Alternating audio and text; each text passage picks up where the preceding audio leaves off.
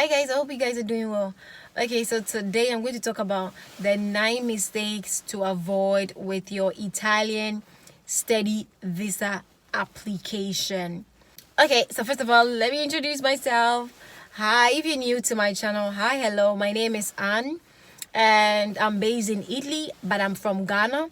I do create content around studying and living in Italy, and I do create faith-based content as well. So if this seems to be content you're really interested in, do consider subscribing to this channel to join us here. If you're an old subscriber, thank you so much for your support. Okay, so I'm going to start with the obvious things and then we're going to get to the serious things. So the first mistake for you to avoid with your Italian study visa application is mismatch of names.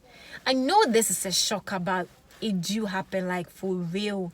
So you ensure that before you submit your application at the embassy for processing of your student visa, ensure that all like your names across all official documents are accurate, they are the same. And then if you had a change of name due to marriage or anything like that, ensure that the required documents that shows that are accompanied with the documents that you're submitting. The next mistake for you guys to avoid is starting your visa application too late.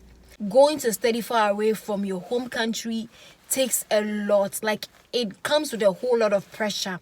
I always stress on ensuring that you plan ahead, so it gives you time for research, it gives you time to build your account, it gives you time to prepare the needed documents. You even need to prepare mentally as well. So this is not a time for you to be rushing to get one document here and there, and then you happen to kind of submit your application late, because they're going to give you an appointment, and then if you go late, they're going to give you a late appointment. You understand? Third mistake to avoid with your student visa application is insufficient funds.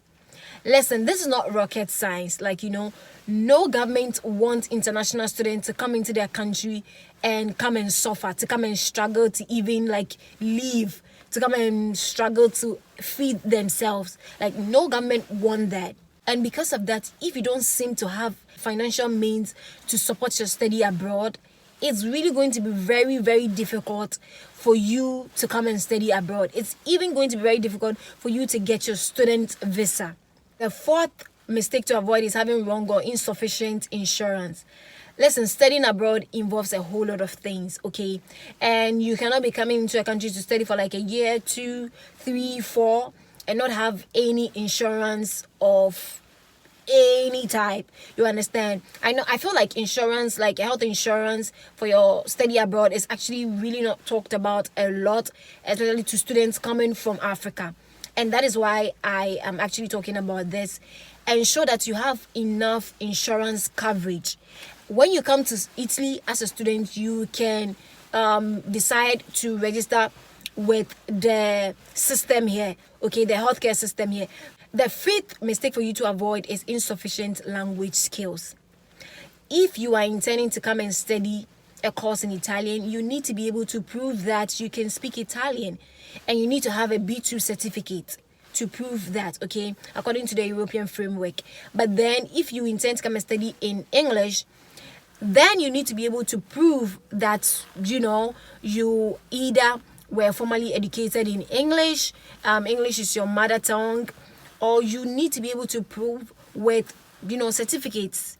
So if you're not a native English speaker, you need to have IELTS certificates and all of that to prove that you meet the level required, the language level required for your course. The sixth thing I actually want to talk about is applying for an unrelated course of study. If you studied music for your bachelor's, and then all of a sudden you're coming to study, probably you're applying for a course in engineering for your master's, or a course that is so unrelated, because whoever is going to be in charge is going to ensure that you are, at least you have a background of the course that you're going to study.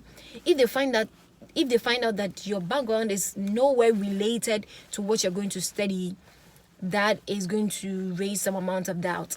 I know some people are able to pass through, they're able to come and study a course that is unrelated, but then that is actually not the norm. Okay, that is not the norm. So that's one thing you really need to take into consideration.